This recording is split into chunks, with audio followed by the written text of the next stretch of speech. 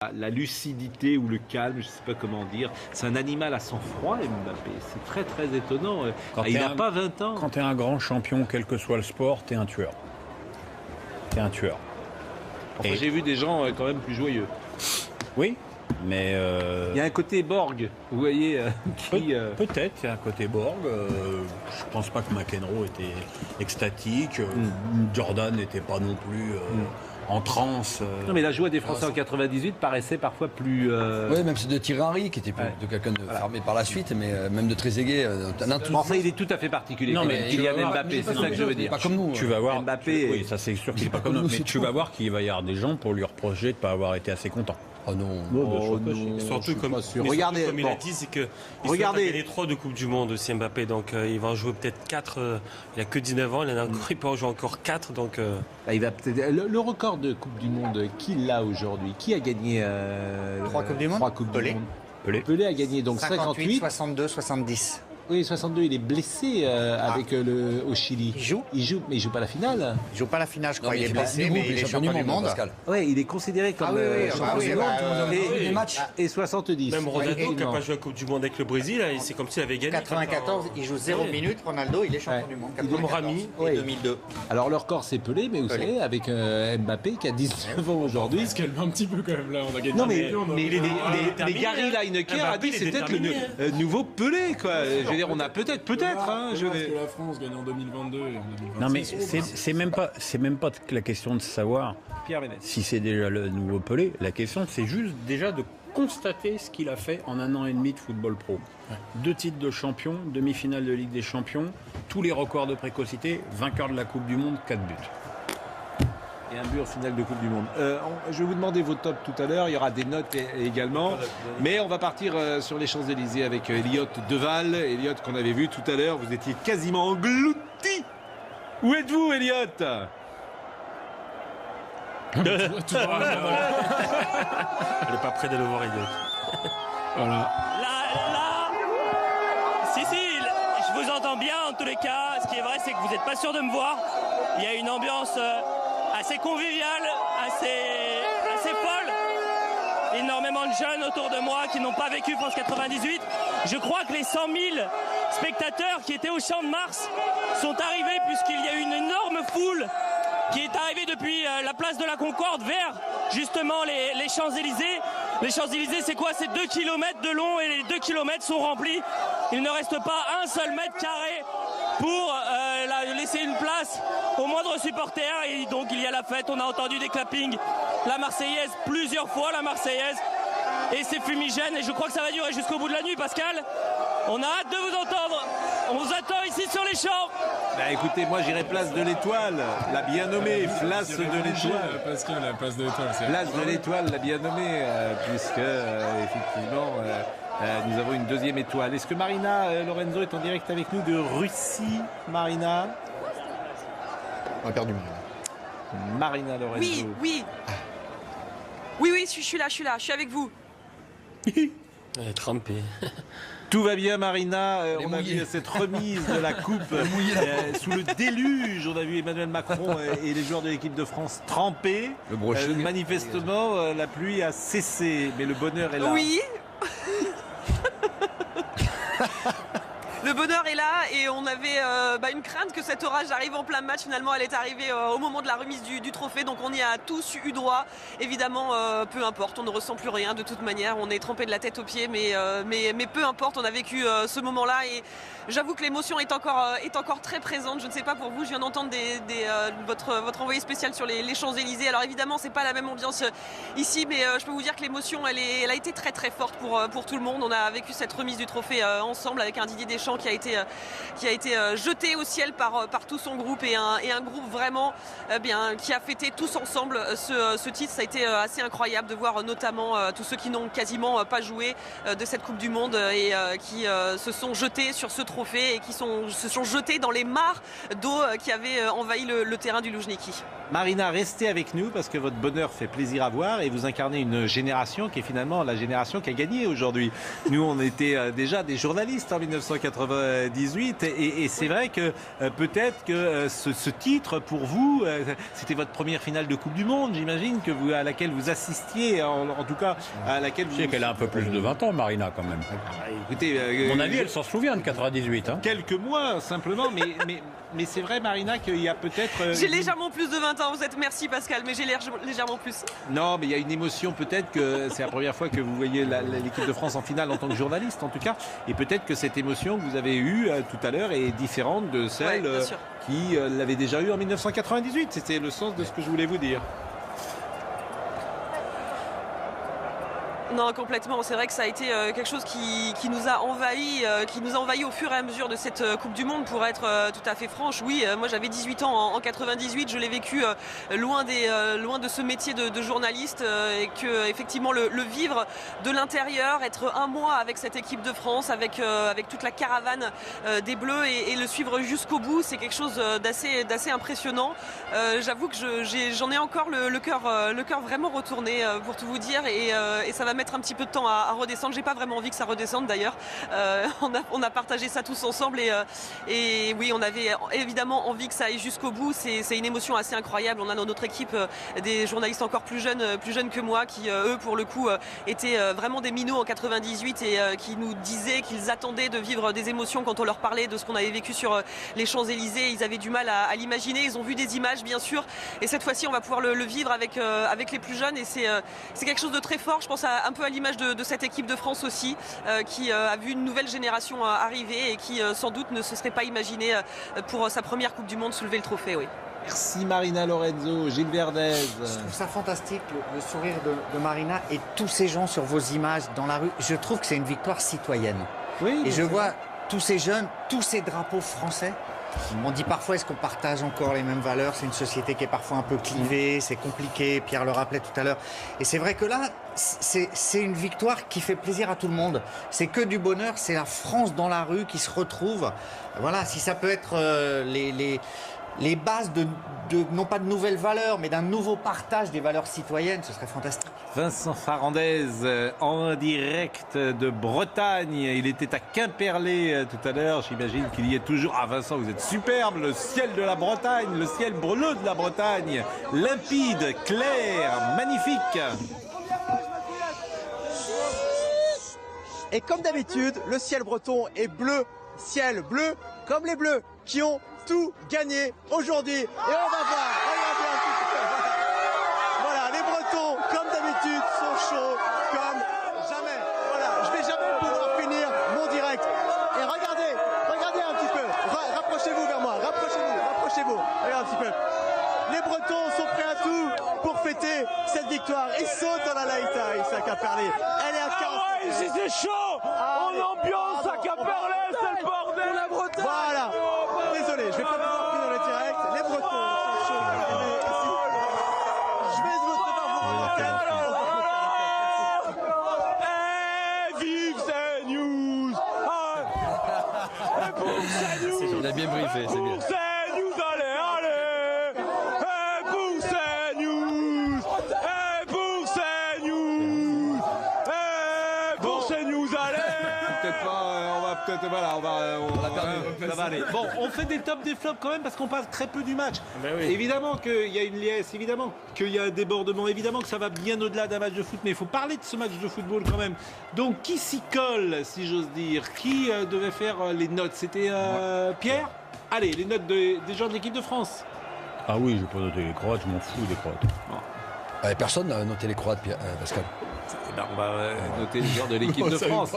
Pierre Ménès, c'est les notes que vous mettrez dans votre bloc demain. Comme ça, oui. En avant-première. Oui. Hein, vous n'allez pas changer vos notes. Oui. Bon, alors, vous avez mis 6 à Loris pour commencer. Oui, 6 à Loris. Il a fait un très bon arrêt en début de seconde période. Mais bon, voilà, la note baisse un petit peu à cause de sa boulette sans conséquence. Mais boulette quand même. Pavard, parce qu'il a fait une première période effroyable contre Perisic, mais il s'est bien repris après le repos, donc il a la moyenne. Varane, je l'ai trouvé un petit peu moins rayonnant qu'en demi-finale, mais enfin bon, ça restait quand même solide. Même remarque pour Umtiti. Et Hernandez, que j'ai trouvé plus en difficulté avec le jeu sur les côtés des Croates. Kanté, alors je ne sais pas s'il était un petit peu blessé ou s'il a été inhibé par son carton jaune, mais il a vraiment fait un pauvre match. Mais enfin bon, par rapport à ses autres prestations à la Coupe du Monde, on le pardonnera. Pogba, parce que lui, c'est la mutation parfaite. Fini le bling-bling, bonjour le concret, bonjour l'efficacité, et puis un joli but. Attends la mouche. 8 à Griezmann, parce que on peut dire ce qu'on veut, mais il est sur 3 buts. Hein. Il provoque le but contre son camp de Mandzukic. Il marque le penalty, il fait la passe décisive à Pogba. Et puis je l'ai trouvé beaucoup plus en jambes que lors des autres matchs de cette Coupe du Monde. Il a attendu le meilleur moment pour se réveiller. Mbappé 8, qu'est-ce que vous voulez que je vous dise? Il est à l'origine du but de Pogba avec son débordement. À chaque fois qu'il avait le ballon, il faisait peur aux Croates. Il a mis un but sensationnel. Voilà. C'est le meilleur Français de la Coupe du Monde. Parce que Kanté, je pense qu'avec l'arrivée ratée de Kanté, c'est le meilleur Français de la Coupe du Monde. Oui. Juste sur Griezmann, on oublie, il y a l'Uruguay aussi. Il y a le coup de pied arrêté contre l'Uruguay, il y a le coup de pied arrêté contre la Belgique. C'est les coups de pied arrêtés de Griezmann qui nous ont... Le pied gauche de Griezmann aurait été... Non, mais si tu veux, tu peux faire un mauvais match et bien tirer un coup franc. Ce qui lui était arrivé contre l'Uruguay. Matuidi 6. Les Croates ont beaucoup dominé, il a beaucoup subi, et puis il a fait un petit peu ce qu'il pouvait pour colmater les brèches. Et puis, l'homme qui sera champion du monde en restant du début à la fin de cette compétition, une énigme, c'est Olivier Giroud. Non, vous ne pouvez pas dire ça, pas une énigme. Non, parce que là, même aujourd'hui, on ne peut même pas dire qu'il est énormément défendu. Moi, je voulais bien entendre à peu près cet argument contre la Belgique. Aujourd'hui, pas du tout. Et puis, il n'a pas gagné un duel. Il a perdu tous ses ballons. C'est marrant d'ailleurs parce qu'il y a un vrai parallèle entre Guy Varche et Giroud sur les deux Coupes du Monde 98 et 2018. Sauf que Guy Varche, s'il est un peu plus adroit, il peut marquer 3 buts en finale. Oui, mais les deux n'auront pas marqué un but dans la compétition. Giroud n'a même pas une occasion de but. Ce qu'on peut dire sur Giroud, c'est qu'il sera collecté tout au long de la Coupe du Monde les charnières les plus difficiles, peut-être du football mondial. Vous avez Godin Jiménez en quart de finale, derrière vous avez Otamendi, vous avez Kompany. Là, c'est pas des enfants de cœur non plus. Donc voilà, si on peut lui reconnaître quelque chose, c'est d'avoir fait cette battue. Je suis d'accord avec vous, mais ce qui est symbolique, c'est que la France est 2 fois championne du monde avec un avançant de 2 fois qui marque pas un but. Ouais. Et ça, tout le monde soulignera ça, bien évidemment. Parce que ça montre en même temps. Le Brésil a été éliminé en quart de finale avec un avançant qui n'a pas marqué un but. Bon, Gilles, vous êtes d'accord avec les notes de. Oui, mais et l'Espagne, pareil, t'es championne du monde sans un attaquant non plus. Il a pas marqué. On a été tous les deux toujours aussi dubitatifs sur l'apport de Giroud. Ce qui est extraordinaire, c'est que vous soulignez le parallèle Giroud-Guy Varche. Et ce qui est extraordinaire, c'est comment les deux sélectionneurs, filiation de Deschamps par rapport à Jacquet, les ont maintenus coûte que coûte dans leur liste, malgré les critiques, toujours, avec ces titulaires, avec cette confiance, sans qu'ils marquent de but, parce qu'ils estiment, que c'est un apport de pressing initial, 2, que sur des deuxièmes ballons ça peut servir, et 3, c'est la prime à la fidélité, c'est-à-dire que c'est 2 entraîneurs qui croient en des hommes et qui, peu importe s'ils sont moins brillants que d'autres, les maintiennent. Deschamps, Giroud a marqué 0 but, il s'en tape complètement, il est champion. C'est ça, non mais c'est pareil, Jacquet Guy Varche. Oui, puis il est rentré dans l'histoire. Sur ce match-là, qu'est-ce qu'avait fait Guy Varche d'ailleurs après 98? Il avait continué? Il a eu des gros problèmes de genoux après. Sur ce match-là, j'ai trouvé en difficulté Matuidi. Matuidi, je l'ai trouvé plus en dessous que ses matchs précédents. Et avec Kanté, c'est les deux joueurs les plus travailleurs de l'équipe. Et on les a vus en difficulté, les deux joueurs. Donc c'est dommage. Mais voilà, moi j'ai trouvé sur ce match-là Matuidi en dessous de ses matchs précédents. Je sais qu'il est sans doute trop tôt pour se projeter, mais on va la voir, l'équipe de France. On va la voir, l'équipe de France de 2018. Et forcément, même si là, voilà, il est 20h10, on est champion du monde depuis simplement 1 heure, mais Qui va continuer, qui va arrêter? Loris, qui a 31 ans, il va continuer? Bien sûr qu'il va continuer. Oui. 31 ans. Non mais Pour un gardien, oui. Varane Umtiti, c'est la charnière de demain, c'est une charnière jeune. Pascal, on ne peut pas dire ça. On est l'équipe la plus jeune. C'est l'entraîneur qui va décider qui reste ou pas. Oui, non mais vous comprenez ce que je veux dire. C'est un mixte dans ma question, elle est mal posée, vous avez raison. Quand je dis il va continuer, c'est est-ce qu'il va avoir... Parce qu'il y en a deux qui sont susceptibles de mettre un terme à leur carrière internationale. Oui. C'est Matuidi et Giroud. Mais les autres... Alors, ce qui est quand même assez... Marc Libra. Pierre, c'est quand même les deux joueurs qui, sur le premier match, rentrent et font la différence. Et à partir de là, ces joueurs ne sont plus sortis de l'équipe. Giroud, Matuidi. Donc aujourd'hui, si le système de jeu doit changer, c'est Deschamps. Certes, il peut les sortir. Par contre, il faut qu'il change son système et qu'il passe avec peut-être un vrai neuf et avec des joueurs sur les côtés qui vont jouer pour ce neuf, peut-être. Parce que là, quoi qu'il arrive, dans le système de Deschamps, il était ultra important. Mais franchement, enfin, voilà. Après, on aime ou qu'on n'aime pas, mais je le trouve très dur avec lui parce qu'il s'est tapé des ballons à l'arraché. Pavard lui a mis des saucissons pendant tout le match. Il savait pas quoi faire. Il a dégagé. Il était aux abois. Voilà, il a fait ce qu'il a pu, il a fait du Giroud et Deschamps lui demandait de faire du Giroud. Ouais, et si on n'avait pas eu Giroud avant ce match-là, pour la finale, on serait vraiment inquiété de savoir qui peut remplacer Giroud, qui peut aller au charbon. C'est l'équipe la plus jeune. Hein. L'importance de Giroud, c'est le coup de pied arrêté défensif, parce que les corners, elle en a sorti pas mal. On l'a vu après, c'est qu'on l'avait à hauteur des 2-6. C'est ce que moi, je voulais le voir un peu plus haut, mais voilà, il a tellement bossé défensivement que voilà, c'est.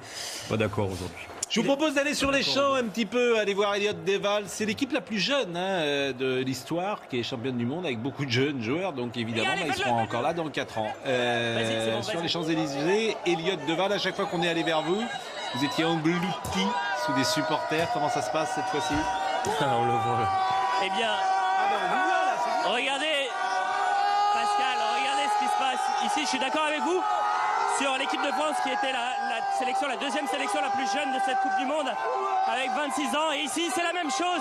La moyenne d'âge doit à peu près avoir une vingtaine d'années. Il y a même des enfants à côté de moi. Attention, c'est une certaine ambiance, on voit, c'est la folie pour le moment. Ça s'enchaîne avec des clappings, avec des Marseillaises. Les gens, c'est de la folie. Regardez, voilà, ce fumigène craqué. Une ambiance très festive qui est en train de durer. C'est une marée humaine depuis 16 heures aujourd'hui, même 1 heure avant le match. Il y avait énormément, des milliers de personnes. Et regardez cette fête sur les champs. Énormément de personnes nous parlent d'Mbappé. Hein. C'est la star aujourd'hui, c'est pas Griezmann.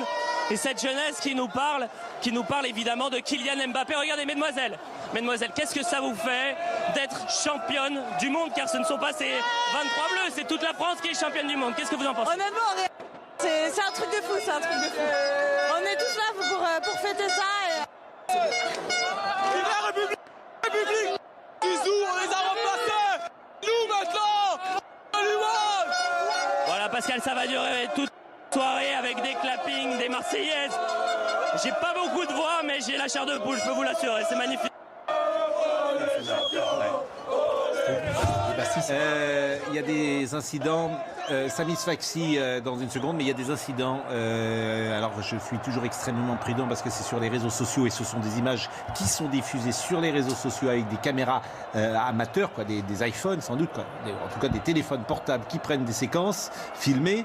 Et visiblement il y a eu du grabuge, notamment à la Bastille, avec des casseurs qui ont attaqué des voitures et un café. Je suis en train de voir les images qui sont assez saisissantes.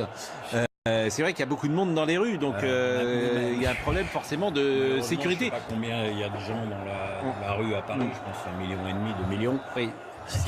Tu peux pas empêcher 25 connards de... Je suis d'accord avec vous. En 98, j'ai pas souvenir... Il y a eu un gros problème sur les Champs-Élysées, un problème qui a été un peu tué à l'époque, avec une voiture folle qui était rentrée sur les Champs-Élysées. On n'en avait pas vraiment parlé parce qu'on était dans la joie. C'est sorti quelques années plus tard. C'était une conductrice qui était... Quelques années plus tard. Perturbée. Non. Ah si, la vraie vérité des chiffres. Là, c'était volontaire, elle était en panique. Elle a pris peur. Elle a pris peur. Blessée, quand même. Bon, ce sont des images traditionnelles. Samy Sfaxi, il est toujours là. Samy, il est devant la Madeleine. Aller à la Bastille voir le café cassé? Bah non, parce que on n'a personne à la Bastille. On n'a personne à la Bastille. Ce sont des images que j'ai découvertes sur les réseaux sociaux. Et tant mieux qu'on ait personne d'une certaine manière, parce que s'il y a des incidents avec Samy Sfaxi. Samy, vous êtes là, on voit, vous êtes tout proche de la Madeleine, où vous étiez tout à l'heure. Et tous ces jeunes gens qui vont converger, converger vers la place de la Concorde. Vous m'entendez, Samy ? Si on peut. Oui, écoutez, je vous entends très bien, Pascal. Je peux vous dire qu'ici, la fête, elle ne fait que commencer. Vous voyez, hein, c'est tous ces jeunes supporters qui, là, tirent des fumigènes, des feux d'artifice. C'est vraiment une fête populaire ici. En tout cas, c'est très bon enfant. Bon, on s'est fait asperger de bière, hein, il faut le dire. Voilà, on s'est fait asperger d'eau, mais c'est vraiment sympa. Voilà, tout le monde fait la fête. On est à l'entrée du boulevard des Capucines et ces jeunes, ces moins jeunes arrivent au niveau de la place de la Concorde pour se converger vers les Champs-Élysées et vers cette place de l'Étoile qu'ils veulent déjà rebaptiser la place des 2 étoiles. Voilà. Tout à l'heure, on a vu un véhicule. Pascal, il y avait 12 personnes sur le véhicule. Je vous mens pas, 12 personnes. C'est absolument incroyable ce qui se passe ici dans les rues de Paris. Et on va essayer de prendre la direction de la place de la République pour continuer à vous faire vivre cette ambiance. Je vais vous citer ce qu'a dit Laurent Blanc, parce que c'est vraiment passionnant ce que vient de dire Laurent Blanc, notre confrère de Yahoo. Et je vais retrouver cela immédiatement. Il a dit: ils ne le savent rien encore. Il parle des joueurs de l'équipe de France. Ils ne savent rien encore. Ils vivent l'instant présent, mais leur vie vient de changer. Ils ne le savent pas. Peut-être qu'ils s'en doutent, mais leur vie vient de changer. Bravo à eux. Et c'est vrai que pour les footballeurs que vous êtes, il y a toujours des frontières invisibles dans la vie, mais quand on est champion du monde... C'est le Graal. Oui. Pour tout joueur de foot, on rêve de soulever une Coupe du Monde. On est champion pour toujours, on rentre dans le cœur des gens, on sera adulé à vie, quoi qu'il arrive, quoi qu'il puisse arriver. Mais c'est dans vrai. 20 ans, ils feront un match. Dans 20 ans, ils feront peut-être... Dans 10 ans aussi. Avec la bénédiction de la fédération, sûrement. Non, mais dans 10 ans, Mbappé, il aura 29 ans, il n'aura pas le temps de faire un match. Oui, donc c'est normal. Alors eux, leur vie a déjà changé. Parce que moi, je me souviens de cette époque, parce que on allait à l'étranger, mais il n'y avait pas ce changement radical financier surtout. C'est l'impact a été là. Eux, ils sont déjà riches et vite et jouent dans les plus grands clubs européens. Donc ça va pas forcément changer leur vie. Alors mais qui va aller sur mon Bayern très rapidement. Voilà. Mais surtout, c'est dans le cœur des gens que votre vie change. Voilà. Alors il y a quelques incidents malheureusement, et on me dit qu'il y a eu des incidents à Marseille. C'est Yanis Djouder qui me dit ça. Faut faire attention parce qu'il est 20h22. S'il y a quelques incidents ce soir, que ce soit à Marseille, s'il y en a aussi à Paris, il ne faudrait pas que la fête soit gâchée. Non. On est au tout début de la soirée. Il y a quand même des millions de Français qui vont être dans la rue. On voit un bus caillassé. Regardez ces images-là. Attention, bien évidemment, cette soirée... Tu ne peux pas éviter les casseurs quand il y a autant de monde dans la rue, malheureusement. Oui, je suis d'accord avec vous. Ce qu'il faut par contre éviter aux gens, et le répéter, quitte à être rabat-joie, c'est d'être imprudent, de trop sortir des voitures, de s'installer sur les toits, parce que ce serait trop bête un soir de telle joie qu'il y ait des morts par négligence. Des blessés, et attention également aux fumigènes, aux feux d'artifice. Ça peut être très dangereux. J'en voyais là. Alors les fumigènes, il faut le rappeler, un fumigène qui crame, c'est 1800 degrés. Donc c'est pas anodin et c'est pour ça qu'un fumigène ne doit pas rentrer dans un stade. Mais quand je dis ça avec... mais même dans les rues, dans les rues, c'est dangereux. Il faut faire très attention. Il est tôt aussi. On va pas le faire à l'école aussi. Il est tôt, il est que 20h, c'est la fête. Mais c'est pour ça que je vous dis, on met en garde, bien évidemment. Louis Vix est en Russie, mais après j'espère qu'on pourra parler des tops et des flops du match, qu'on parle quand même un petit peu du match. Forcément, Louis Vix, alors que la nuit est en train de tomber sur Moscou. C'est l'héritier des pastilles. Quoi ? Ouais, ça faisait longtemps qu'on ne me l'avait pas faite celle-là. En tout cas, ici, tout se passe très bien à Moscou, aux alentours du stade. Alors, on a pris une vraie douche au moment de la cérémonie. Et cette cérémonie qui a été un petit peu retardée, un petit peu longue, parce qu'on attendait Vladimir Poutine, on attendait que le président russe atteigne le chemin du terrain avec Emmanuel Macron et puis la présidente de la Croatie également. Il a plu un orage assez impressionnant pendant une vingtaine de minutes. Du coup, les spectateurs ici du stade Loujniki ont dû attendre à l'abri avant de sortir. Et puis là, ça commence à se vider tranquillement. Il y a vraiment eu une bonne ambiance, en tout cas, entre supporters français et supporters croates. Et c'est vrai qu'on a du mal à réaliser très honnêtement ce qui s'est passé ce soir. Je pense que les joueurs vont réaliser au fur et à mesure, mais quand on voyait ces scènes de joie, à la fin il y a Samuel Umtiti qui est venu tout près de nous avec Adil Rami pour nous demander des drapeaux. Ils ont fait les tours de terrain comme s'ils ne réalisaient pas ce qui leur arrivait, et c'est vrai que cette rencontre, en plus, vous allez en parler avec vos tops et vos flops, mais c'était une rencontre un petit peu, j'ai envie de dire, à l'image de cette Coupe du Monde, assez improbable quand même, parce qu'au niveau du jeu, eh bien, les Bleus n'ont pas montré grand chose. Ça a été quand même extrêmement poussif, notamment en première période, et puis sur finalement 2-3 actions à chaque fois on a été d'une efficacité absolument incroyable. Bref, c'est un rêve pour tout le monde qui se réalise ici, et la fête va être très belle aussi à Moscou avant de revenir tranquillement à Paris fêter tout ça demain. Tournoi de Wimbledon, merci.